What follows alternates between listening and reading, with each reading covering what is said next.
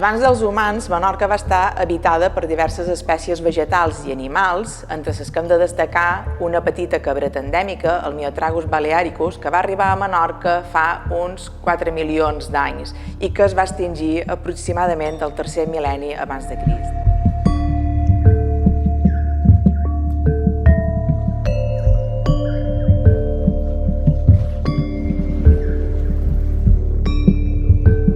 L'arribada de les primeres persones, fa uns 4.200 anys, va suposar l'inici de la prehistòria a Menorca, que es va perllongar durant 2.000 anys fins la conquesta romana al 123 abans de Crist.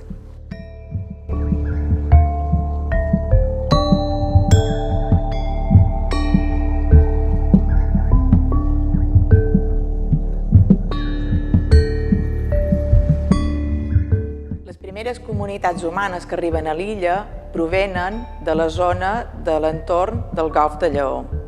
Aquestes comunitats eren grups familiars que eren pagesos i vivien de la ramaderia i de l'agricultura, principalment els cereals. No sabem exactament com eren les seves cases, però sí que coneixem els edificis funeraris que ells utilitzaven, que són els més antics de Menorca, que són els dòlmens.